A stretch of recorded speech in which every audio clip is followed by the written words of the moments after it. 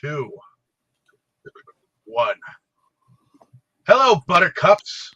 No, just kidding. Hello. Welcome back to another exciting film journey here on Delusions of Grandeur. I am one of your hosts. But today we are deciding to go on about a choice brought to us by our good friend Boris, a good Hi. old classic '90s slasher. So why don't you tell us which slasher you had us go on about this for this week?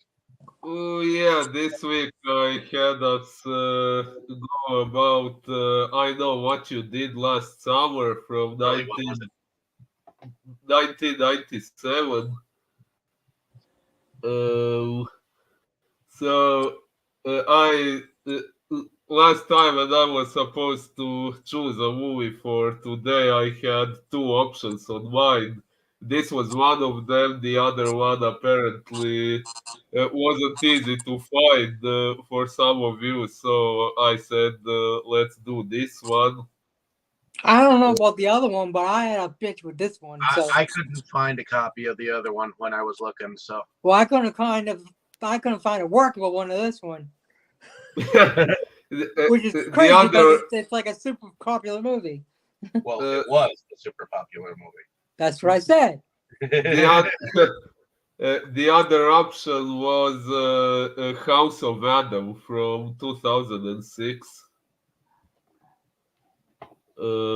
But yeah, so we did I Know What You Did Last Summer, which was directed by Jim Gillespie, written by Kevin Williamson and Lois Duncan, and it stars Jennifer Love Hewitt, Sarah Michelle Gellar, uh, Ryan Phillip, and Freddie Prince Jr. Okay, there are some other names, but these are the Yeah, four main characters. or hotties from the '90s. These, and he's talking about Freddie Prinze Jr. guys. I'm talking Well, about Ryan Philippe had his own following too. I remember chicks going over his Oh, I ass. know he did. Well, I don't like him. I don't like him at all. I He married my woman. I'm not sure if I have seen him in. Yeah, she Okay, might have wait, been legally blind. sorry, who? Sarah Uh, Michelle Gellar. no, Uh, he didn't marry her. Yeah, he did. No, Ryan Philippe this married Miss this Sweet Home Alabama, Miss Legally Blonde. I I'm think this talking guy. about Freddie Prinze Jr. Oh, Yeah, Freddie Prinze Jr. Yeah, He married Sarah Michelle Gellar. yes, he did.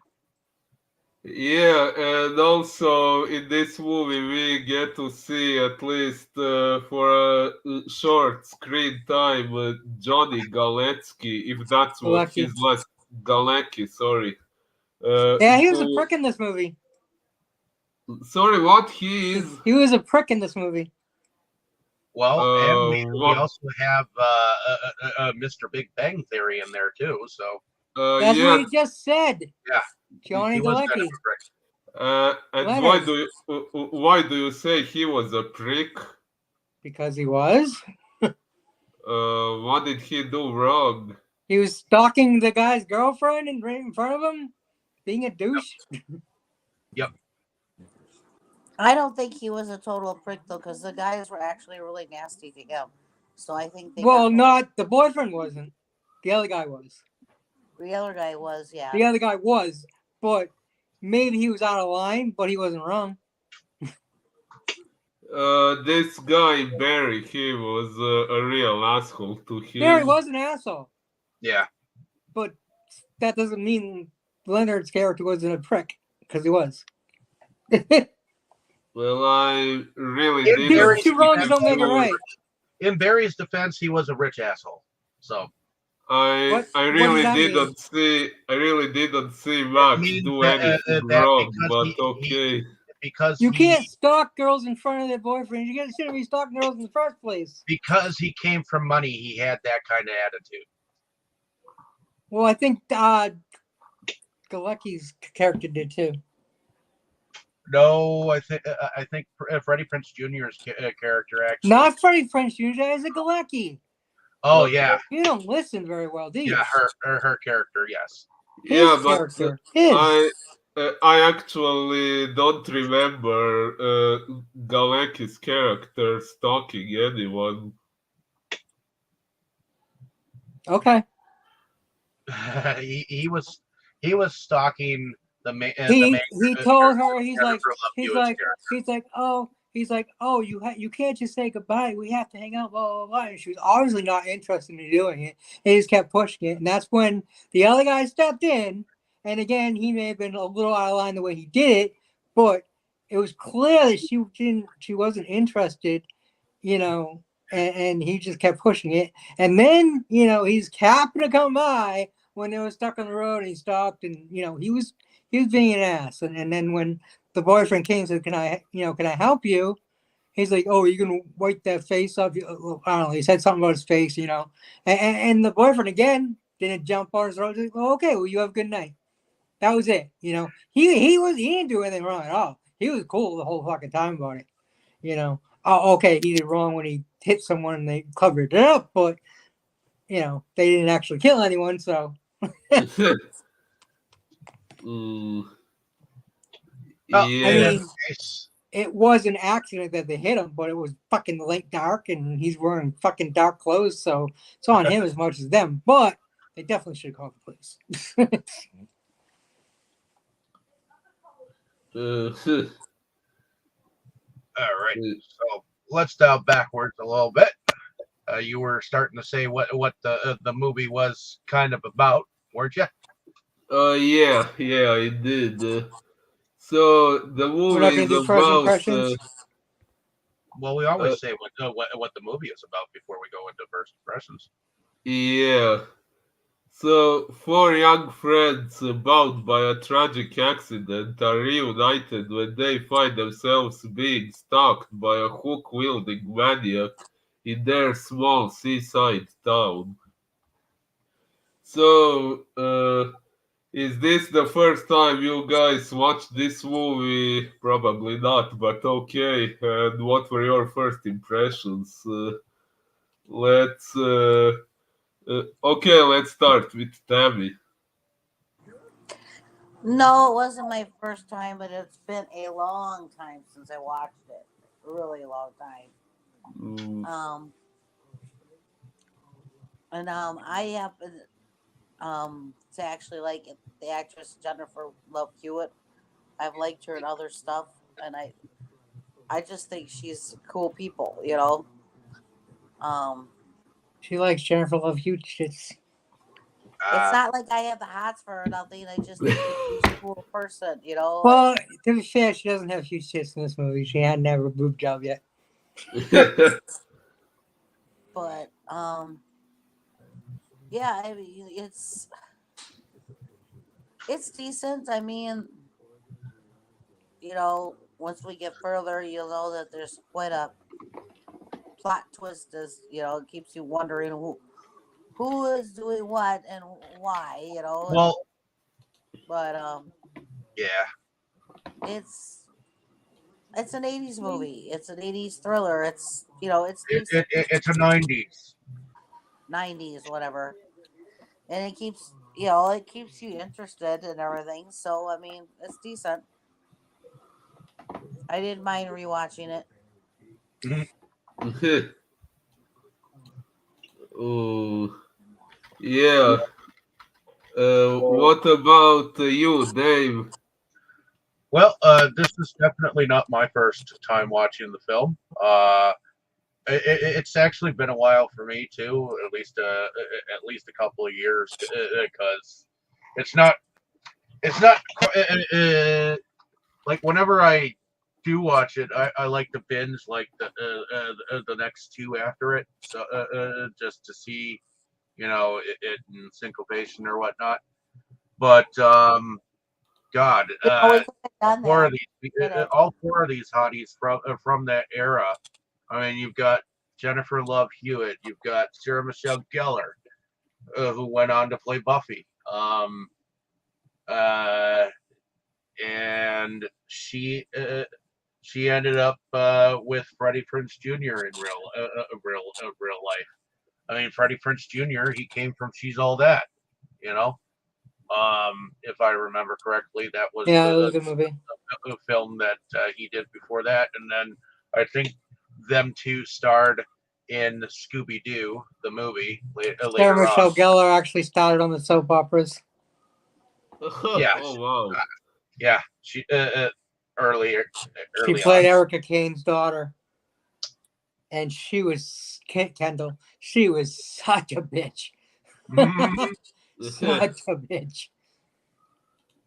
I But think my favorite movie with her is Cruel Intentions. I though. remember both girls being what is it in guys' minds at the time, and I remember both guys being in girls' minds at the time. So Oh, that it, blonde dude too. yeah, the blonde dude too, I because don't even know who he is. that's Ryan Philippe. He looks like a he's.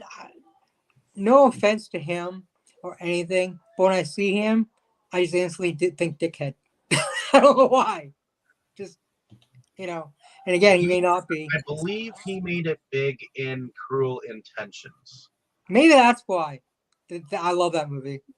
Like I said, that's my favorite Sarah Michelle Gellar movie. Oh, I saw that movie long ago. I forgot he was in that one.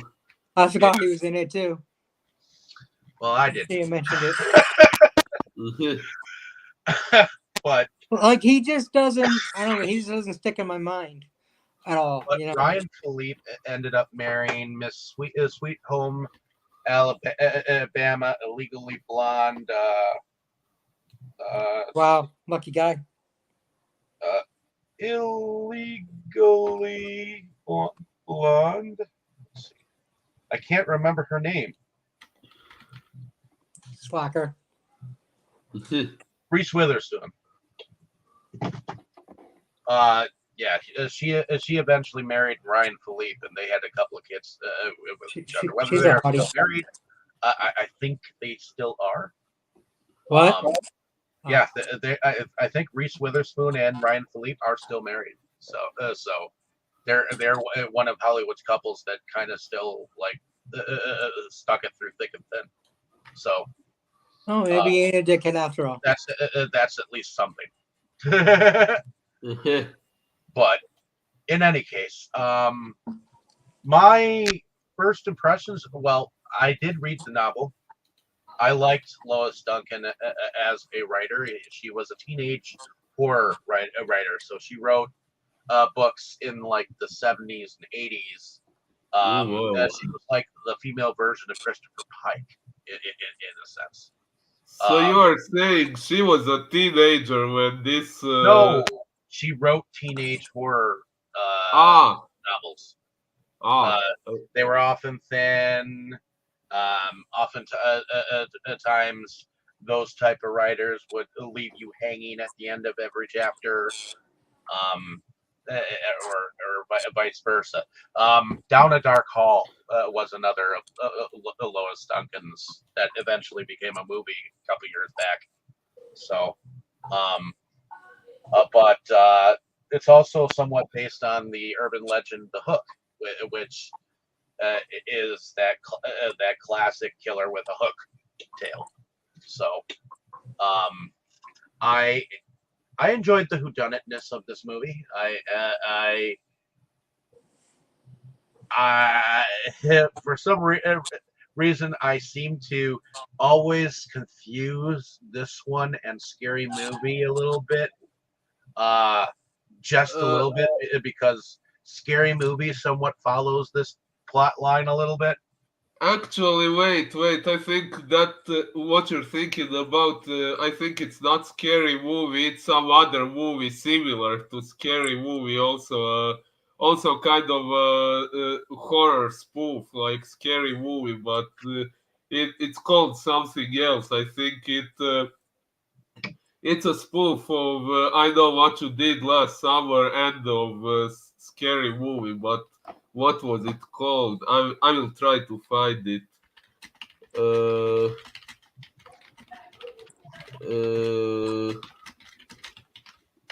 Let's see. Hello, everybody. Correct, Dave. Was it called Shriek? I think it had a really long title, but Shriek, at if least you know what I did last Friday the 13th. Yes, that's it. What Okay, that sounds familiar. That's possible. Shriek, if you know what I did last Friday the 13th. Yeah, I think I think Yeah, that's it. it followed one of those spoofs because I believe that once Scream came out, that's when they started spoofing horror films. You know, so with movies like Scary Movie and Shriek and things of that films of that nature. So and yeah, now I kind of want to do this one at some point too. I mean, Scream is kind of parody and a horror movie all on its own. yeah, because they make fun of the different tropes in Scream. So they don't necessarily. No. They don't necessarily make fun of them, but they have them. And, I mean, they do and they don't. So I mean, it's kind of like a spoof, but yeah, not completely. But yeah, Yeah. I enjoy the movie. I enjoy the both of the chicks and definitely finding out who really was the killer and all that jazz, and the fact that it was done in a sleepy fishing town. It was cool. I liked it at the time. I think I saw this movie in the theater. Believe it or not, back in 1997. So it was one of those ones. I think my mentor that was given to me by the state actually took me to. Of course, I think he fell asleep during it, but that's okay. He often would fall asleep while I was wide the fuck awake. Very good mentor. He was just overworked. But in any case, heading over to you, Crow. What was this a first time watch for you? I'm not answering until the host says it's my turn. Okay, yeah, Kroll, it's your turn. Yeah, this is not my first time watching, although it's been a long time. Probably since it came out, or since it was on TV or whatever. I didn't watch it in the theaters or anything like that. As I've stated many times, I'm not huge on horror movies, but as far as horror movies goes, it wasn't bad. I mean, it was decent, and it had my girls in it, especially Sarah Michelle Gellar. But I really love Jennifer Love Huge tits too. So yeah, with the cast alone, and the other dude was good. I mean, he plays a good dick. Like I said, each time I see him, I think that maybe it's just the roles he plays. You know, he's either a really good actor or he's typecast. I don't know which. But since he's been married for a long time and kept it last, especially in Hollywood, it's got to be something special about him. So maybe I'm wrong. I'm being a dick. And Reese Witherspoon. I mean, I don't know her personally, but I feel like she's like a sweetheart. I don't know. Again, I could be wrong, but that's just how I feel. So, the fact that they made it work, I'm probably wrong about that. But I guess he's a good actor. And Freddie Prinze Jr. been in a ton. I've probably seen most of his movies.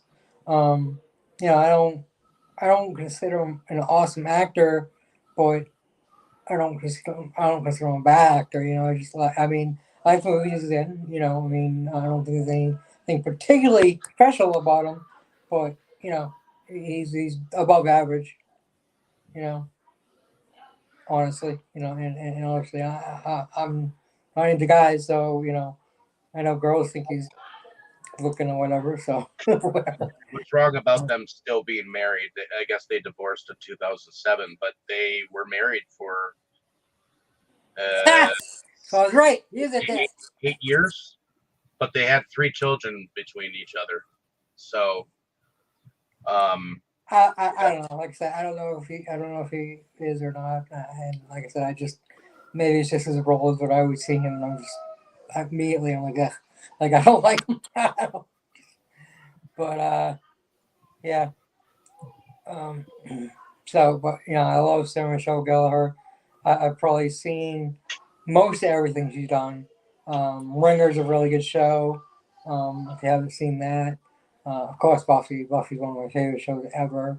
Um, you know, Cruel Intentions. She's just such a diabolical bitch. It's so great. She can play. She plays any kind of role, man. She just you know you give it to her and she does it. I mean, hell, I hate Scooby Doo and I haven't watched that because she was in it. She was the best part of the movie. I don't hate Scooby Doo. I just hate Freddie Prinze Jr.'s hair in that movie. Yeah, it was definitely stupid. It was definitely stupid as fuck. But yeah. Yeah, that was another one of them Brady Bunch type movies where they're just trying to redo it and trying to make it. I don't know what they're trying to do. Make it stupid. Stupider than it was. I mean, they took a cartoon and just it was sillier than the cartoon is, which is hard to believe, you know. And you know, as far as now the guy who played Shaggy was actually did a pretty good job. And that was Matthew Lillard. Yeah, and Thelma. So yeah, but anyways, back to this movie. So yeah, it was a great cast. The guy who played the fishman. He did a good job. You know, I was thinking when you know he got up the second time after being knocked down. I'm like, geez, he's like Jason or Michael or Freddy. You know, just can't. He just won't stay down, won't stay dead. You know. I love that line. You know, when you kill someone, make sure it stays dead.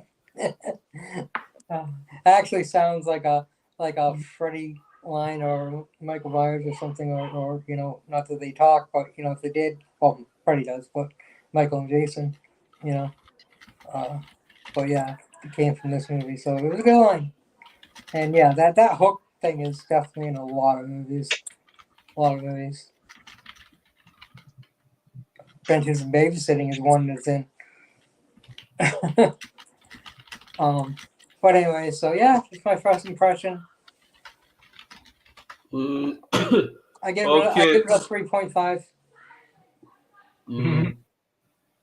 In my case, it's not the first time I watched this movie. It's the second, but the first time was when I was a teenager, maybe 14 or so years old, and the story of how I ended up watching this movie back then is quite hilarious. Maybe it's a little bit of a long story, but if you don't mind, I would like to tell it because I think it's funny.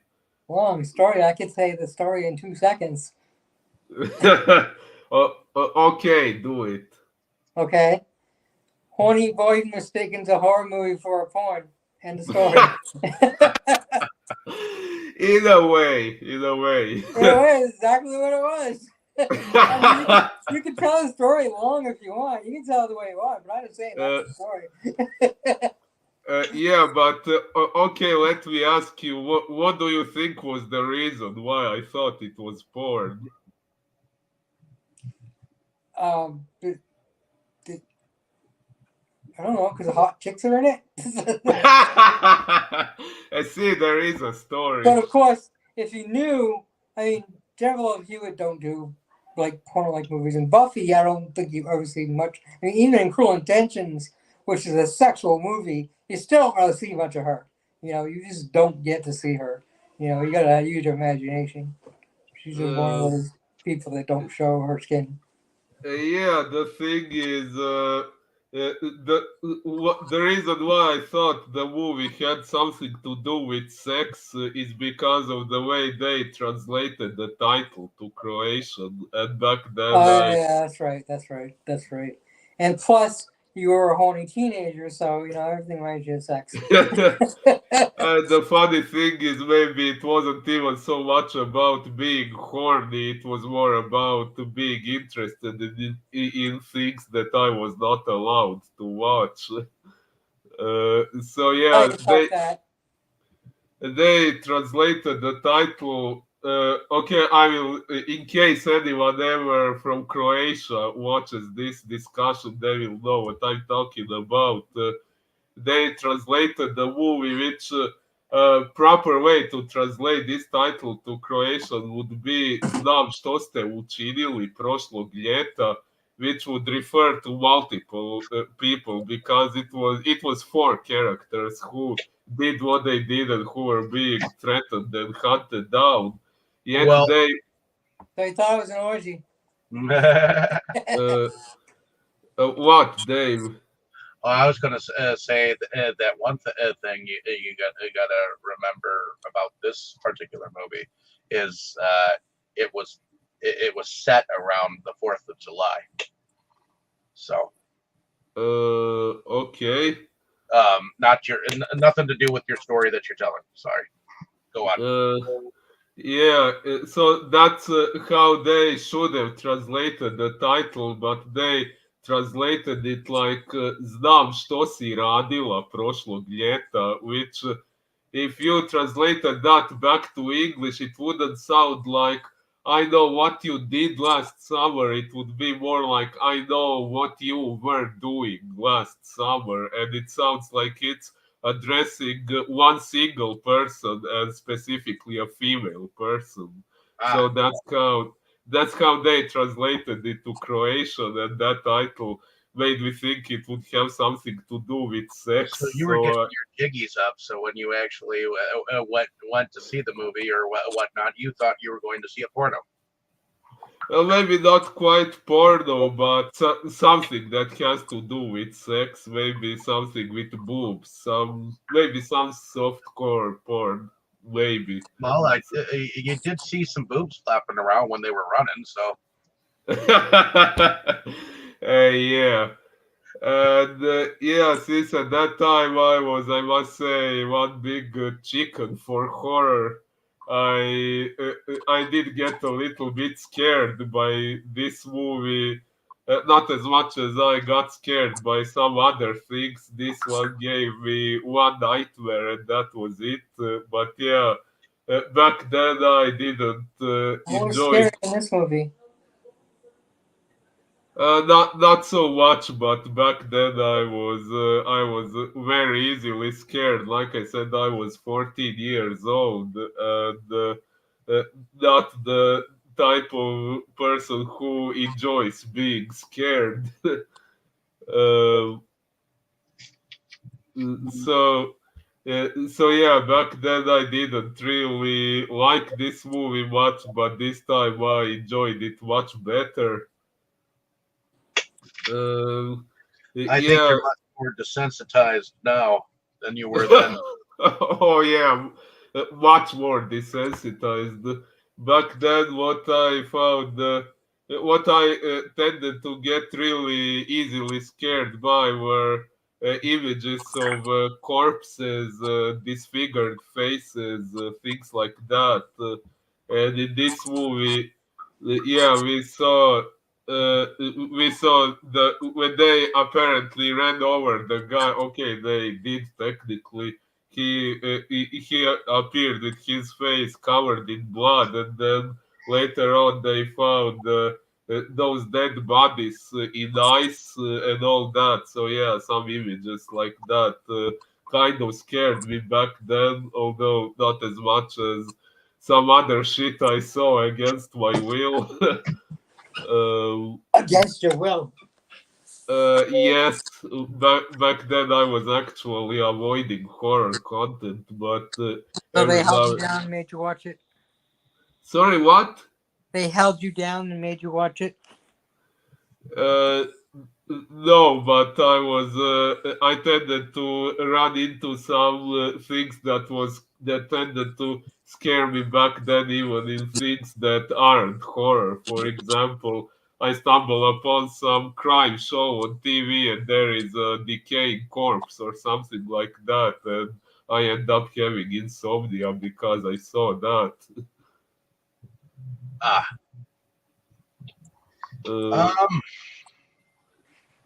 I But think I think you're talking about like real when you actually see real things. more or less, yeah. There is a moment when I was in high school when my mom had actually picked us up and we were heading home. I think it was 6 or 7 o'clock at night. All of a sudden, we saw a bus careen off to the side, and we ended up being like the second car in line to kind of witness this car crash that happened. And there was a car that had been severed in half. And so I had walked up to, I think I was 15. I had walked up to the car and saw the guy's body. Like one half was in one side of the car, the other half was in the other side of the car. So that was my first look at real bloodshed. Oh my, sorry to hear that.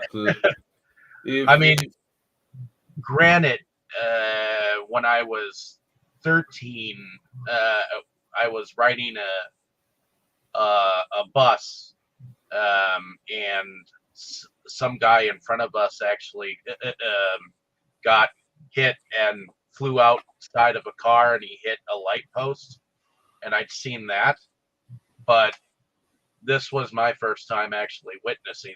Well, I didn't really witness the crash. I just witnessed the aftermath.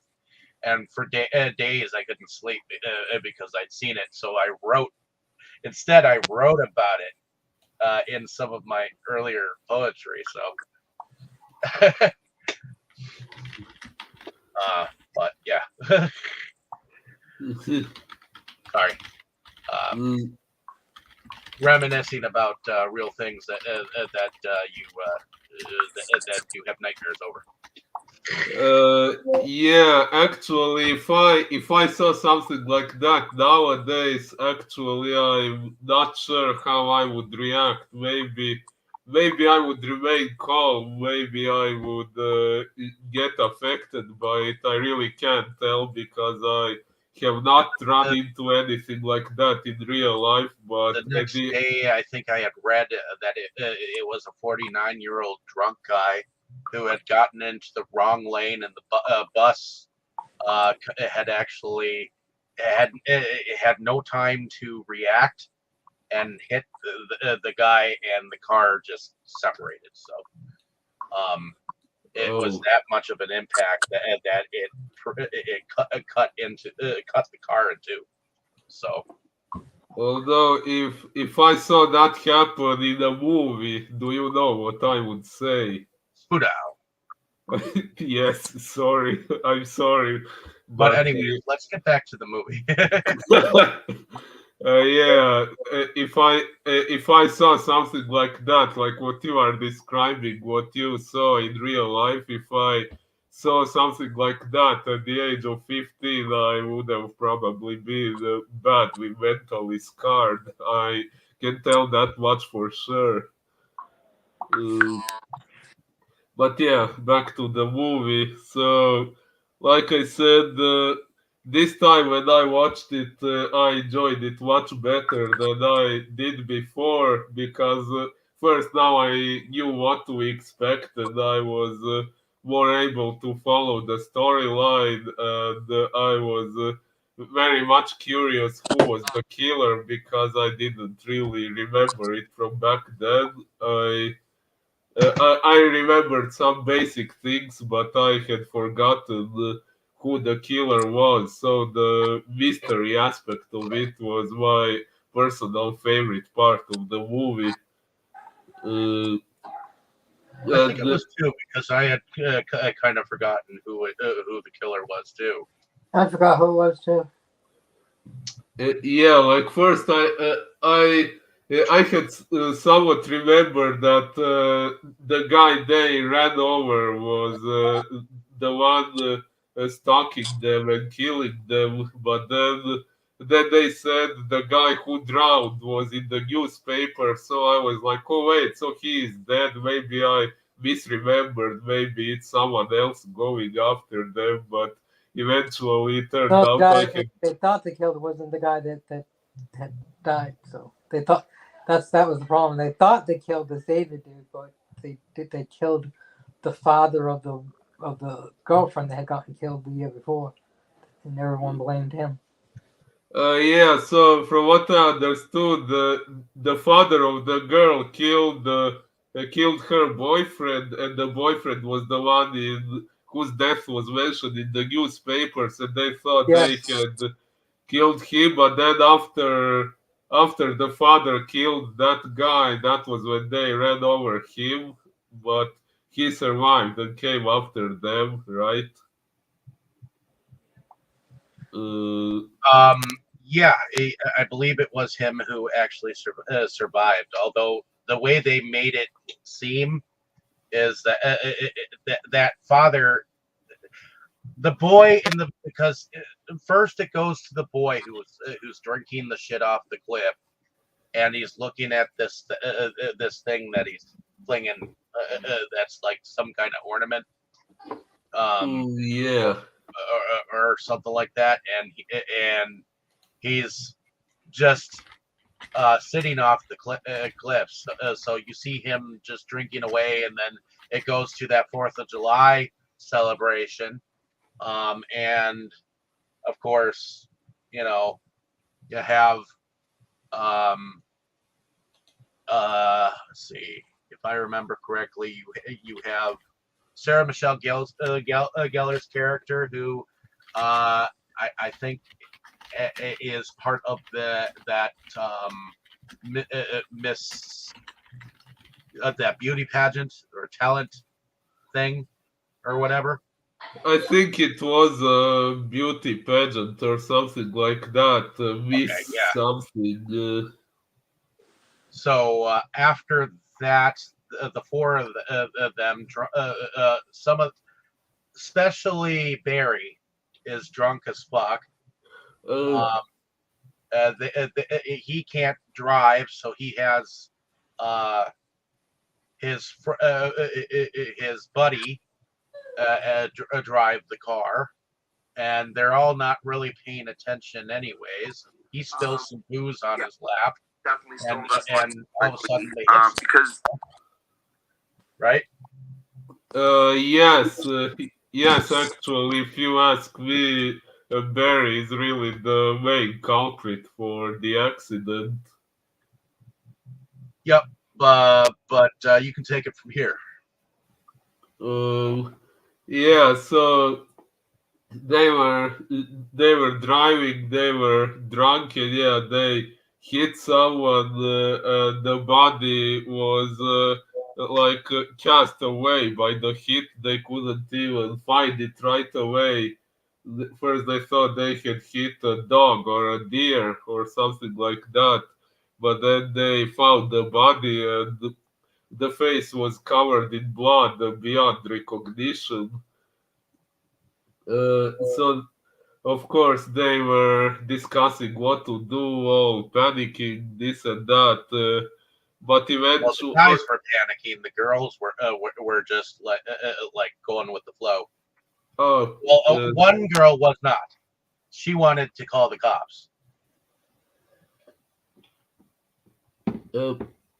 Yeah, that was when Max, Johnny Galecki's character, came by in another car, and he saw them on the road, but he didn't really see what they were doing.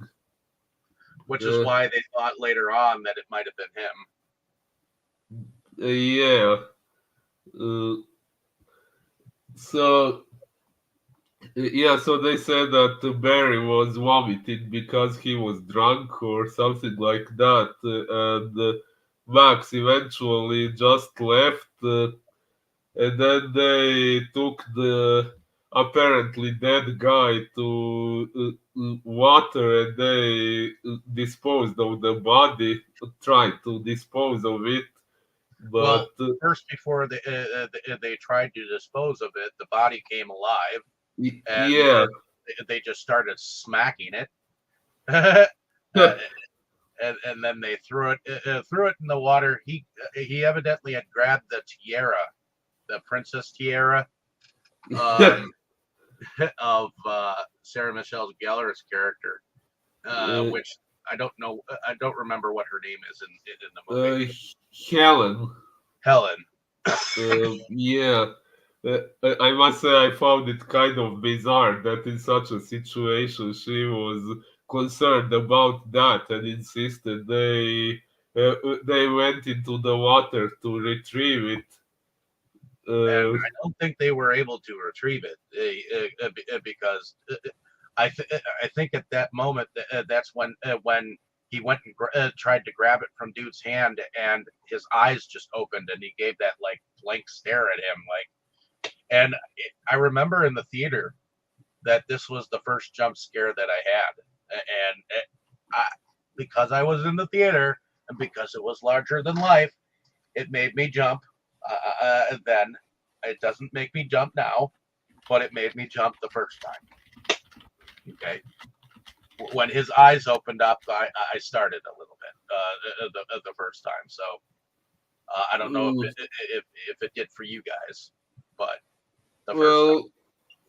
Actually, I don't remember that moment scaring me too much. Back then, when I saw it as a teenager, I'm not sure if it scared me, but since I forgot it, since I don't remember getting scared by it, then it probably didn't scare me too much somehow. But actually, are you sure that he didn't retrieve the tiara? Because I remember it was there later. Because later on, when Helen went into her room, when she came up the stairs and went into her room, and you'd seen the killer go into her room first, she picked up that tiara and realized, holy shit, I haven't seen this since it went into the water. The dawn of realization. Holy fuck, where's the killer? Yeah, but I must say one thing that really didn't make sense to me at the beginning was so the guy opened his eyes in water, and Barry dived out after that and came back with the others. Then how did they just assume that the guy in the water was dead after they saw him open his eyes? Because if he was alive, how could he hold his breath for that long before coming back up? They didn't see him come back up. Okay, good point. Yeah. What about you guys? What do you guys think of that whole scene there with them throwing the body over and the whole situation? Tammy, what did you think? Would you have done the same thing?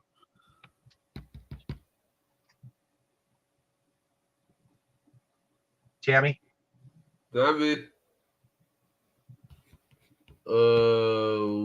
you're muted. Yeah. Yes.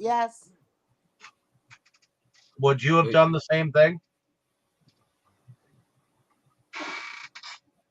Tammy? Would you have done the same thing? What was the question again? Well, we were wondering if because of if you were in a situation like that where your friends ended up hitting someone in the middle of the road, would you have done the same thing, and would you have assumed the dude was dead? I don't know if I would have done the same thing. I mean, it's like in our day and age right now. I don't think I would have listened to him. I would have been on that phone going, get somebody here, you know. But they didn't have that then, you know. Well, no, cell phones weren't that ready and available then. I mean, as it was, there was a cordless phone that was being used in the end of the film. I was like, do you remember the cordless phone?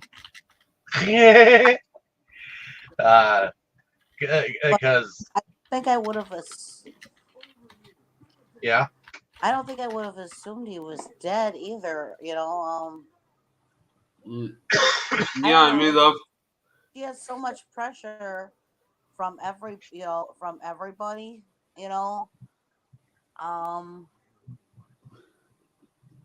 like I guess thinking about it back at the time that this happened, I would have probably just to shut everybody up and suffice everybody, gone along with everything, and then the minute I got rid of all of them, said what happened.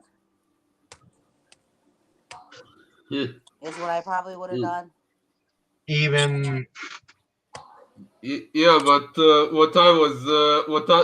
point I was trying to make is the guy opened his eyes in water, but then and Barry saw it, and he got out of water, and after that they all just continued to act as if the guy was dead, and no one even asked, hey, if he opened his eyes in the water, what if he is still alive? What if he is the one coming after us? well, no, Like there not, were a lot of. no, I don't think anybody but him knew because he didn't. I don't think he told anybody. I don't think he ever said anything about him opening his eyes. yeah, but he should have said it. Why Oh, of didn't course he he? should have, but I'm just saying there's no way they could have said anything because they didn't know. He didn't want to say anything because he was He wanted drunk everyone to and shut it the was fuck up time. and just forget it. Because in his head, he didn't see him like come out of the water, so he's dead. He saw the future of getting in trouble more than. Yeah, he was just worried about his future, not about the present.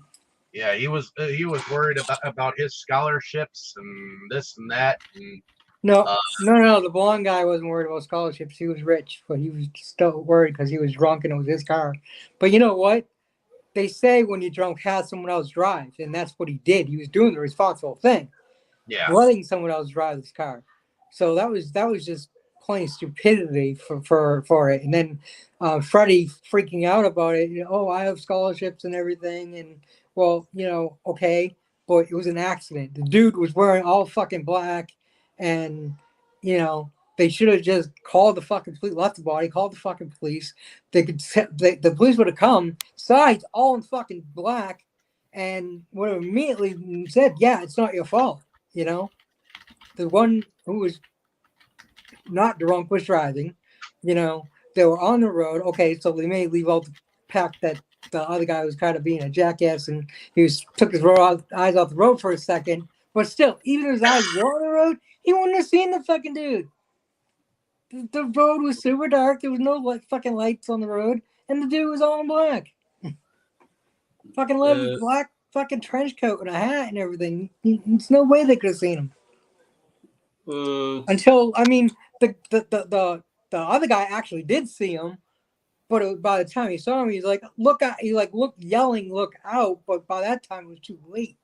You know. Yeah, but I think since Barry was doing his shit on the roof and spilling drink over Ray, he distracted Ray while he was driving, and that's why this happened. Okay, So but they could have tested. They could have tested him and would have known he wasn't fucking drinking. That alcohol could have got spilled on him. They have breathalyzers and things, and he wasn't drinking, so he wouldn't even have shown up. Yeah, they would have had breathalyzers around that at that point in time. They had breathalyzers in the 80s. Why am I sideways? I have no idea. All of a sudden, my video made me sideways. oh, maybe your phone. Kroll, Your you look phone natural. has. Hey, You're in your natural habitat. The thing is, Terry's trying to talk. What? Dude was acting like an asshole and spilled that bottle of liquor all over him. So I know, but if they did have breathalyzers, they could see that he was not drunk. I understand that, but he would smell like it, and that would set the cops off right there. Okay, but if they did their due diligence, which some cops don't, but most cops don't. Depends. Trust me, I'm not a fan of the police departments, but it's quite obvious that. I mean, I understand they were freaking the fuck out. I'd be freaking out too, but you hit someone, you think you killed them, you got to do the right thing. And again, it was a fucking accident, and they did. Okay, the other dude distracting him while he was driving was definitely stupid, and allowing himself to be distracted was bad choice on driving. But again, it was an accident, and that's just the way it is. I mean, it might not have changed anything. Like the guy might have still come after them because they hit him, even though it was own damn fault that he got hit. Or they all had valid points, though. Maybe he just went at them because they, tried to kill him after they tried to kill him. But I don't know. But I mean, the guy's obviously was a psycho, anyways, because he just killed the other dude. I mean, okay, I understand his daughter died, but for whatever reason, I mean, I don't even know how the daughter died, but they just know he died there, and everyone blamed the boyfriend, obviously including the father, and he went and killed him for it. So, and then wrote a note like it was a suicide note, and I'm like, yeah, that's not a suicide note. Yeah.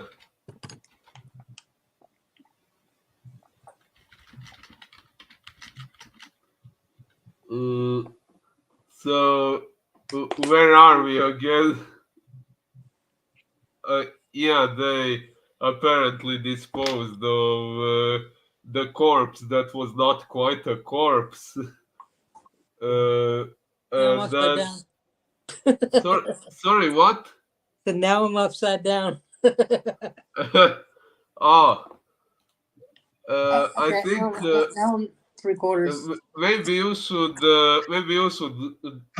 take your phone and rotate it a bit. Maybe it will. It's charging.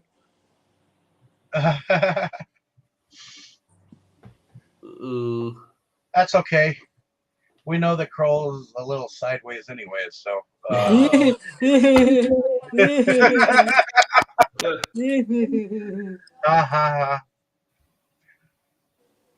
Anyways, yes, I am. But in any case, let's. So we're after the aftermath of them getting paranoid, all that jazz. Ultimately, Barry ends up like threatening. What is Jennifer Love Hewitt's name in here? No idea. Julie. That's it. Julie. Okay. So Julie, she gets threatened actually by a dude. He actually puts her in a chokehold. He's like, you better like keep this quiet. So she's technically cowed into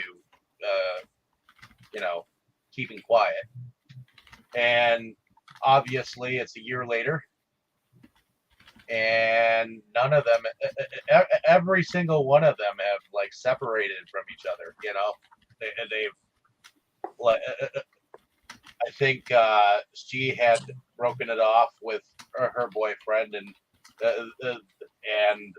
Barry and Helen weren't together anymore.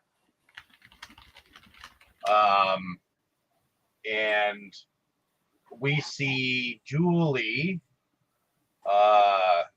in her dorm room, and she's talking to her roommate or whatever at the dorm, and it's about she's about to go back for the 4th of July vacation, or it's the end of semester or whatever. Yeah, summer break. Yeah, summer break. So yeah, she looks like a fucking ghost, man. She's so thin and pale and everything. She just looks terrible. Yeah, her is that her mother? I think said you look like death. No, her sister. Oh, sister. Sorry. Her douchebag sister. That was her sister? Yeah. I thought it was her mother. No, it was her sister. Yeah, I know. Helen had a sister, but Helen had a sister, yes, but yeah, I didn't think Julie had a sister. That's what I'm talking about. Julie came back and had dinner with her mother. Oh, Right. never mind. I was never mind. I was And her confused mother about what you were comment saying. though about how terrible she looked.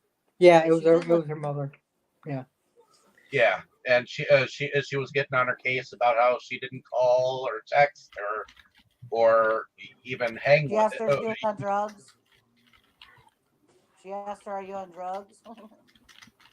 She knew something was up, so that's why she was asking, and suddenly she got that letter in the mail, and she got all freaky about it, and that's what started it all.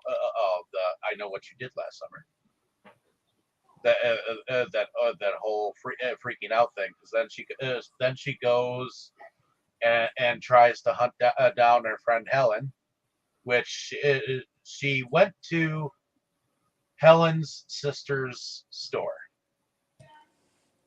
which she thought that Helen had actually gone to New York, because at the time that she knew her, she thought that she was going to do all these things and have all these dreams about going to New York and all that jazz, because they were besties. And so she asked for her New York location, and her sister looked at I think her sister's name was Elsie. Yeah, or Elsa, maybe. Elsa, like in that Disney movie. Yeah, Frozen. Yeah. So, and she looked at her like, "Are you nuts? She's right here, you know." And that's when then Tulak dies, and that's when she told her about the note, and once she told her about it, she took her over to Barry, which Barry wasn't exactly welcome. He was wondering what the fuck they were doing there, and he thought it was nonsense, but then he thought it might be Max, so he took them over to the fishing wharf, and Max was working there, and he threatens him and beats him up a little bit, and somehow leaves a hook inside of an ice cube or an ice block, and when it goes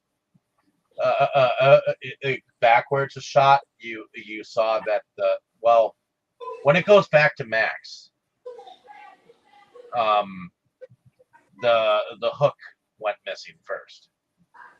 Okay, and then Did y'all expect Max to get killed? No, actually, I didn't even understand why he got killed in the first place. What did Well, because they thought that Max had done it, so I think the killer was making a statement. I think Oh, that it wasn't Max. okay, maybe. I didn't expect Max to get it either. You I didn't was expect kind of Max to get it? no, I was kind of upset that Max got killed because he really didn't have anything to do with it. You know? Yeah. I don't Yeah, I even was. remember seeing Max getting killed. So Yeah. Sorry, you didn't what? I didn't see Max get killed. How did you not see it?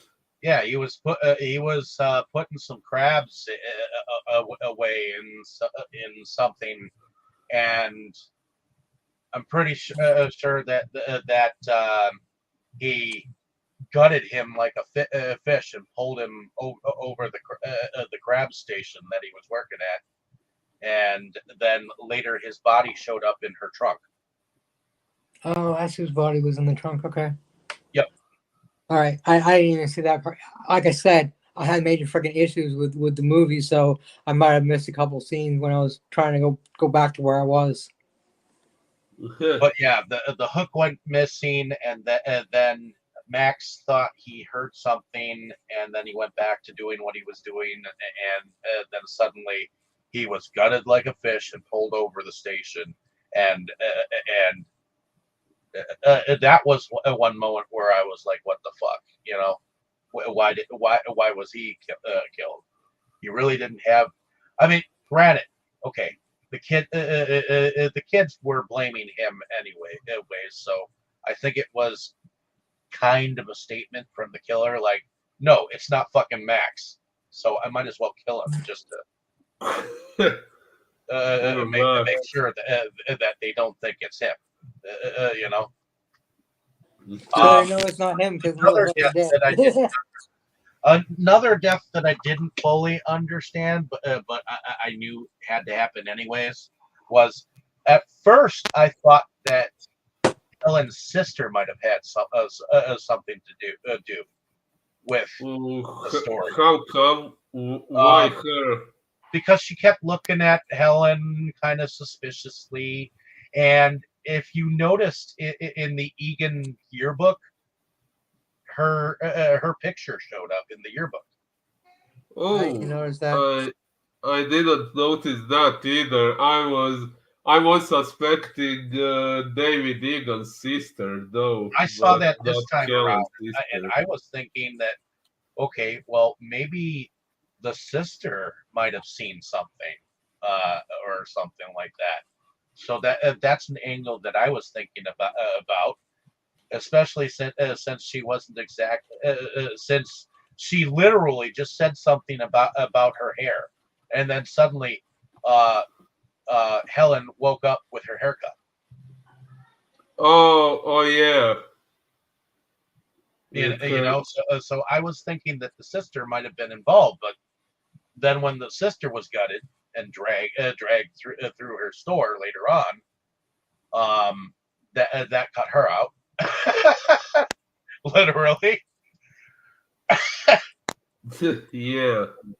But what did y'all think about their several instances with Freddie Prinze Jr.'s character, which I'm trying to remember his name too in here. Ray. Okay, Ray. I was actually wondering why we didn't see more of him. Okay, maybe because he was a suspect, so we didn't get to see much of him because otherwise we Well, yeah, would. Barry kept like pointing fingers. He was one be like, okay, maybe it's Max. Okay, maybe it's Ray. He's fucking with us. That's why he literally He was scared and just fucking trying to find someone to fucking blame. Yes, but yeah, them two really weren't getting along until like later. Although those two butted heads a little bit. It seems. I don't know. There seemed to be some interesting non-chemistry between those two. I don't know why.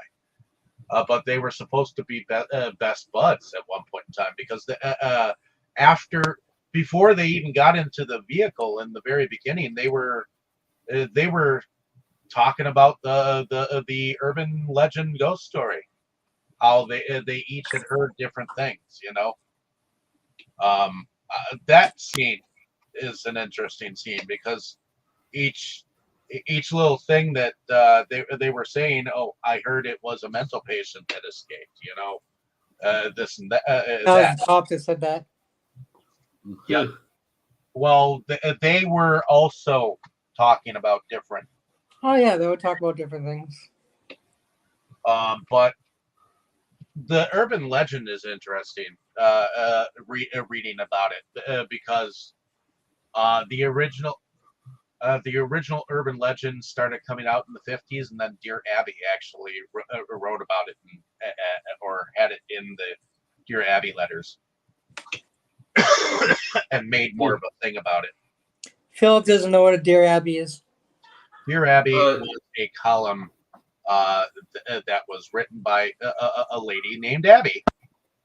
And people would be able to write to her, and sometimes she would post what these people would ask questions with, and oftentimes a lot of them were real, true stories. She was an advice columnist. Yep, she was an advice columnist, kind of similar to Dr. Laura Schlesinger. But she was she was a writer, and a lot of people seem to write to her in Reader's Digest, if I remember correctly. But we do have the urban legend myth where supposedly there was a couple kind of trying to be romantically involved. Oftentimes it would be out in the middle of nowhere, and they would be attacked by a man in a fishing uniform or a raincoat and a hook for a hand, and they would get attacked, and oftentimes they would survive. Sometimes he was a mental patient, and sometimes they would hear in certain variations of the story, they would hear scratching on the car, and one of the variations was the fact that it was the last remaining minutes of whoever was just being killed on top of the car. Either the dude walks away and comes because he hears a sound, and he comes back and his girlfriend is killed, or it's the other way around. These are the different variations of the hook story. So, and as we know, most tales are based on reality, ultimately. So I'm curious as to whether it was based on some kind of fact, ultimately. But in any case, what do y'all think about that legend? Tammy, what do you think about the hook legend? Do you I wonder believe which might have way been it true? is. Huh? I think like you said, most legends or stories are based on something that really happened. So it makes you wonder, well, which one is the right one or whatever. But yeah, I mean, I've always thought, stories and legends were neat, so. Did you hear of this hook legend before this movie? I don't think so. Okay, what about you guys? No, I had not heard it before. Well, I probably heard it the first time I watched this movie, but I forgot. What about you, bro? Had you heard of the hook legend before this? Kroll? Kroll, you are muted. Yeah. Hoot hoot, Kroll. Okay. I guess we're gonna move on. For now, please tell I Kroll. hope Kroll didn't get caught by the guy with the hook. Well, maybe he was gutted. Anyway. All right. So where are we? I kind of just wanted to go through the urban myth. I hope you didn't mind. Because I don't mind. Actually, it's interesting. I didn't even know the legend existed outside of this movie. yeah. According to Wikipedia, it says it originates around the 1950s, and then Dear Abby kind of like helped like move it like into the public eye a little bit more. So I guess we have that. But in any case, I had actually not heard of the hook thing until this movie, and I don't really think I saw anything with a hook after although I do remember an earlier 1970, late 1970s, early 80s movie that had to do with a fish hook of some sort.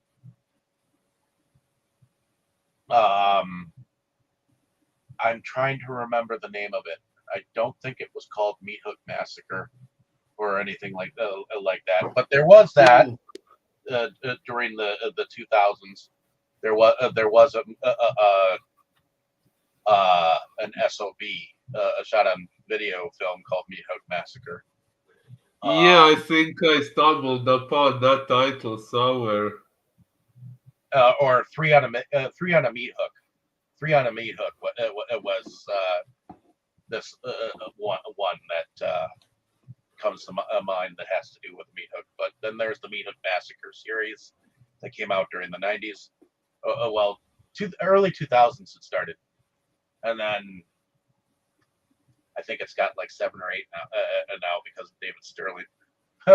But there is an earlier movie that I know that I picked up that has to do it has a couple of killings with that.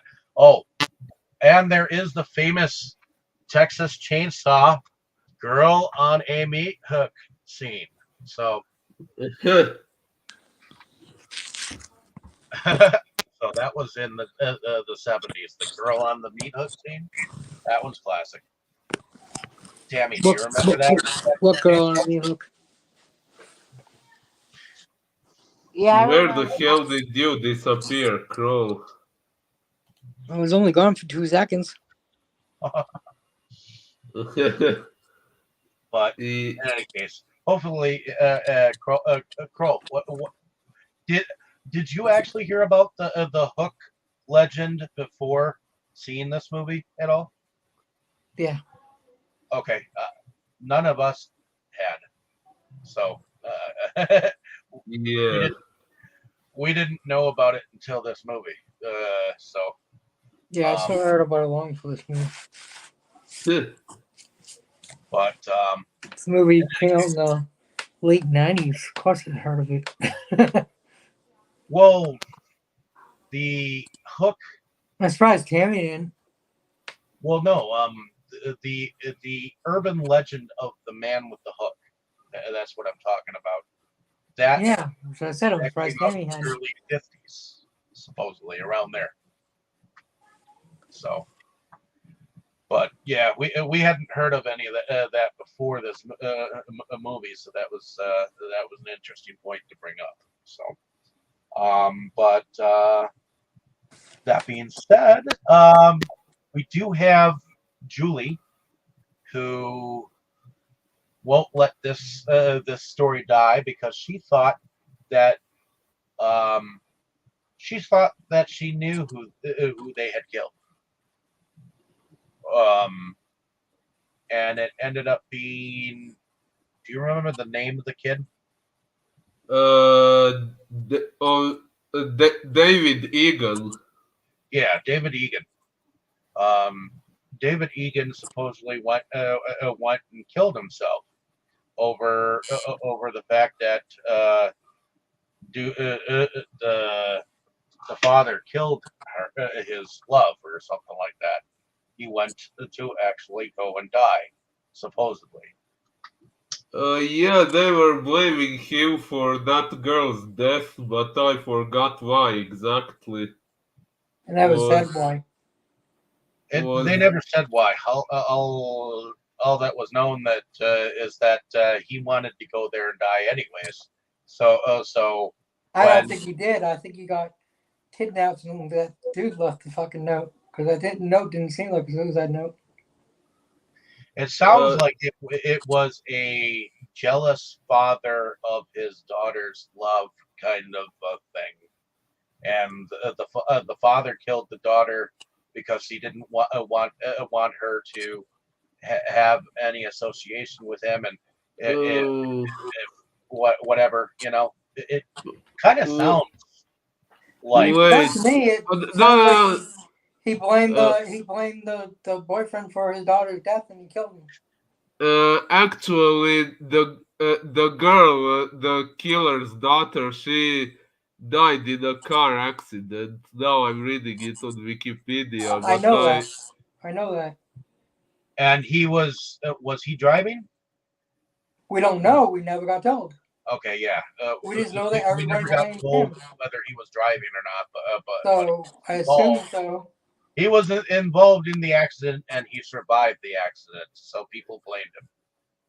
And I imagine that the father blamed him too. So when he went out and was drinking away, I think the father went out and killed him. And after coming back from killing the boy, is when that group ended up knocking his ass over. And unfortunately, that dude was so strong, and yet it almost looked like the actor who was playing the David Egan character was the person in the water that they had flung in the water looking at them. So, to me. Yeah, I kind of had the same impression, actually. So. But you couldn't really tell because his face was all bloody, you know? Yeah. Correct. You couldn't. But let's see. She ended up getting that note. I know what you did last summer, and she also, let's see, who else got a note? Oh yeah, the sister, Melissa. Was it Melissa? Yeah. Actually, first they said. Elsa. Wait, whose sister? I was talking about David Egan's sister. Yeah. At first they said Melissa, then they said Missy. I was kind of confused by the about way, that. It's Missy. Anne Hesh, she's the one who plays Missy. Later, she played in the remake of Psycho. Oh, cool. So, also, I think she played in High Tension, the movie High Tension. But in any case, just wanted to mention that she some of the other movies that she had actually played in. But in any case, what did y'all think about Missy and the place that she actually stayed at? Did y'all think that her where she lived was kind of creepy? Just a little bit. She seemed like a total country bumpkin, you know? Yeah, she was.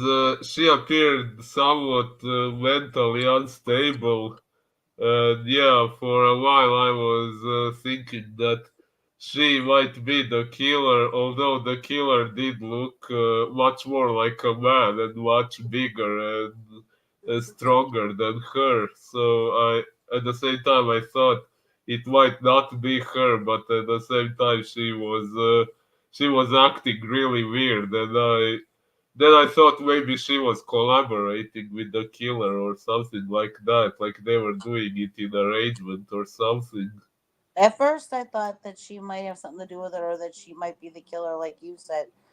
But then when you looked, especially when you saw the hands on the hook, you could tell that the hands that were holding the hook were not women's hands, that they were guys' hands.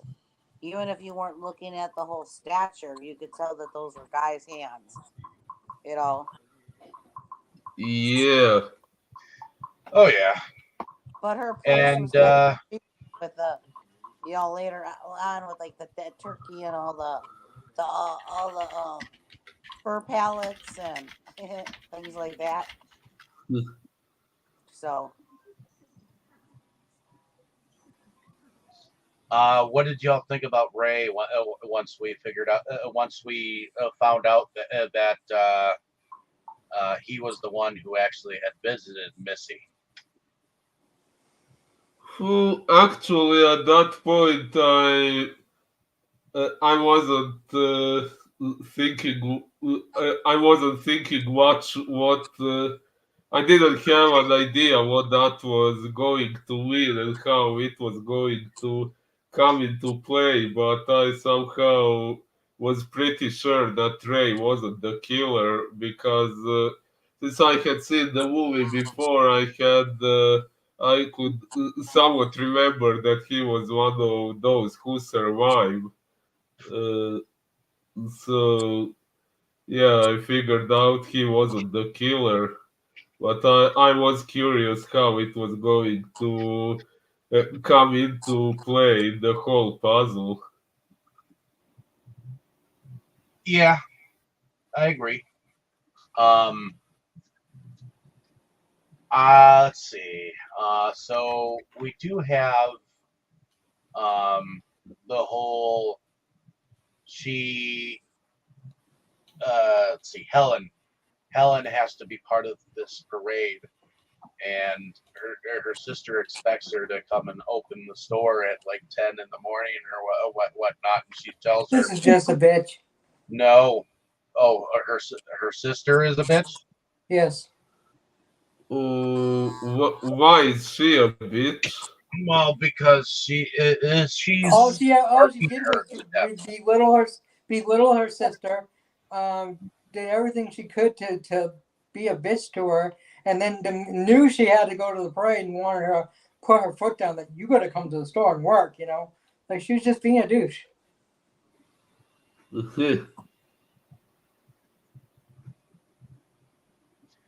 Yeah, and her sister's banging on the door for dear life, and she's taking her sweet old time opening the fucking door.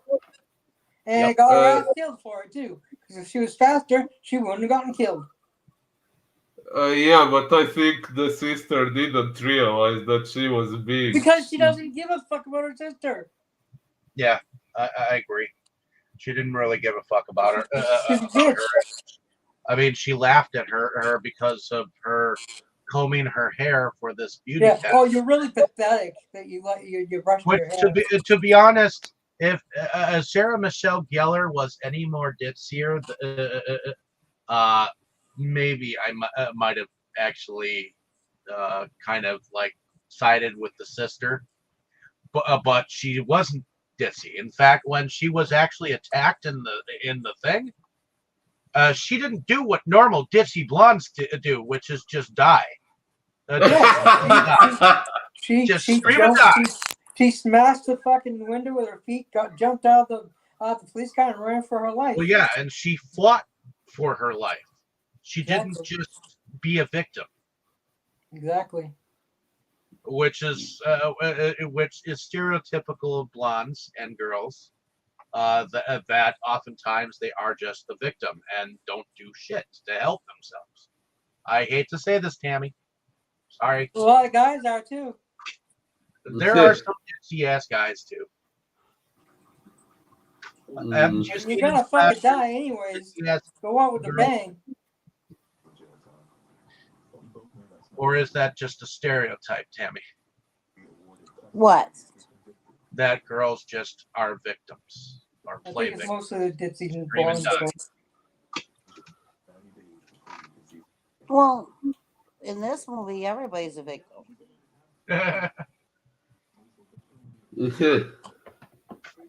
So Yeah, everybody's a victim. It doesn't just stick to the people that they want to kill. It's killing everybody else too. You know, well, it's yeah, there's people that got killed in this that had nothing to do with it. You know, they were just in the wrong place at the wrong time. yep. Which I think kind of plays up to why it took a while to figure out who the person was the first time you watch it. You know, it did have a good reveal towards the end, and for some reason I love his boat. It has all these like nooks and crannies that I never thought could have existed on a fishing trawler like that. You know. I mean, she went down into the engine room, which was several rooms over, and then she realized that there was a door, and she went into that hallway that was in between the ice area, and that's where she found like the three bodies. I think there were three. He had put everyone on ice, so that whatever. Two bodies. Okay, two. Yeah, I also remember too. I mean, there might have been three because the other dude, Johnny Galecki's character, was probably there too somewhere, but she only saw her two friends. Yeah. Yeah. But that was an interesting chase scene because some of it was overhead and some of it was underneath, and another girl that wasn't just playing the victim either. She did everything she could to get away from him. Well, she wasn't just a ditzy character neither. Yeah. I like it when people are smart. You know, I mean, Sarah Michelle Gellar's character is smart, and Jennifer Helo's tits were just oh my God. I have to be thinking that she was already Buffy by this time. I think. Yeah, she was. Which is why it kind of showed because she knew how to fight. You know, so she just wasn't. She wasn't. Well, she knew how to fight, but she had to make it look like she was more of a damsel in distress. But she at least. She wasn't your typical beauty queen pageant queen. Oh yeah, definitely not the typical beauty queen. No, but then again, what's her face in Buffy was never either that much Cordelia. I mean, at times she was, but especially in Angel, she really came into her own. But yeah, ultimately, it's Ray who comes to her rescue. In fact, he gets thrown off the boat, and he has to come back on. And there was a few good action scenes on that boat with him. With them climbing up the rope back onto the boat, and then climbing up top to the mast and knocking him down with the boat part, which I don't know what it is, but whatever it was. Yeah. And then swinging down swashbuckler style. That was pretty cool. That was I mean, I wonder if I don't think he did his own stunts. Both maybe he did. I don't know. But whoever did it was done good. I mean, I liked it. It was you don't often get to see a lot of cool action like that in a horror movie. In a slasher movie? Yeah, horror movie at all. Period. You just like action like that type of action. Where there's a good fight like that. You know what I mean? Like if I had a fishing trawler, I would want that trawler. What? like if I did fishing and to the extent that a fisherman does, I would want that trawler. What's a trawler? That's what it is. That's what that fishing boat is. It's called a fishing Oh, trawler. the boat it's called a trawler. Yes. I'm not a fisherman. I know it. I'm not a fisherman either, but I know that it Well, was yeah, a more trawler. fisherman than I am. You play fisherman games, so They call those types of boats fishing trawlers because okay. And you play fishing games, so you're beyond me on fishing. I won't even play fishing video games. Well, I used to play those handheld like games from Rapala. I don't like fishing. Just not my thing.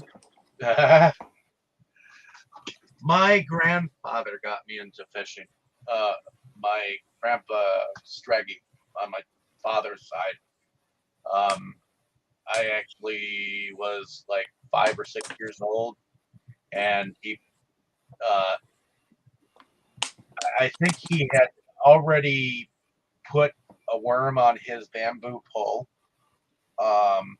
and stuck and gave me his pole while he started to put my pole together, and all of a sudden a fish bit, and it ended up being a northern pike. Which northern pikes, they are these long needle nose like fishes, and they're bigger, and they have like a spike for a fin. So it's hard to put your hands around when you're like 5 or 6 to try to get it off the hook. But in any case, that's my fishing story, and I fished a few bluegill, but I was never a hardcore fisher. I caught a statewide size perch. It's like the older I got, the more when it comes to fish, I'm a little bit of a buttercup when it comes to that. So, I'm a little bit tentative about touching slimy things that way. So, I must say I agree with you. But in any case, what do y'all think about the part where we know Terry's not afraid to touch slimy things. Well, it's slimy, you know. I don't think Dave got that one. But in any case, what do y'all think about that whole hand getting cut off from the dude, making him a real dude with a hand cut off? Well, I imagine that was there to set things up for the sequel. Whoa, I think the ending scene was she was talking on that cordless phone, and to her, I think she was talking to Ray or something. That's what I thought. I think so, yeah. How many of you wanted that towel to just fall? Well, we could have wanted it, but I didn't realistically expect it to happen. Not at that point. Kroll, did you want Jennifer Love Hewitt's towel to fall in the end? Oh yeah. Of course. Alrighty, but anyway. And Sarah Michelle Gellar, even though she wasn't wearing one. But we do get that jump scare in the very end where the killer just jumps out. Spoiler alert, ladies and gentlemen, from the mirror, and that's how we get the setup for the sequel. Jump scare? Well, it was at the time that I saw it first. I didn't notice. But it is no longer a jump scare for me now. I didn't notice. But in any case, I'm not saying I don't get hit by jump scares. I do at times, but this one didn't. Well, the first time I saw it, I saw it fairly young. So at least in my horror history of watching horror films. So I wasn't quite. Yeah, and you didn't have a mother obsessed with horror movies and made you watch it I had a when you Christian could open your eyes. Hey, my mother forbid me to see Home Alone. So Yeah. What? Whereas Yep. What? Why? she didn't like it. Whereas the second I opened my eyes, I was watching. She horror movies. forbid me to see anything with Jim Carrey. Why? Wait. She What? forbid me to see Francis Ford Coppola's Dracula. Well, that had tits in it, so. But wait, what exactly was her problem with Home Alone? Or Jim Carrey. She didn't like it. But Okay. why? Okay, but why did she forbid She you to didn't watch want him? me to watch him. Why? Just because she didn't like him? He had a potty mouth. What? That's what she said. That's what my mom said. You're Same with forbidden. Jeff Dunham. What Jeff language Dunham, was she talking about? She thinks that Jeff Dunham was a potty mouth, and yet And who was a potty mouth in Home Alone? Macaulay Culkin. You didn't Because realize it was the swearing sailor of kids in Home Alone? he didn't swear. Wait, I sorry, think she he didn't was want you what? to see Home Alone. He didn't swear. I think she didn't want you to see Home Alone. I think because that's you why for many years I didn't see Problem Child. I think she didn't want you to see Home Alone because she was afraid you'd do the same things.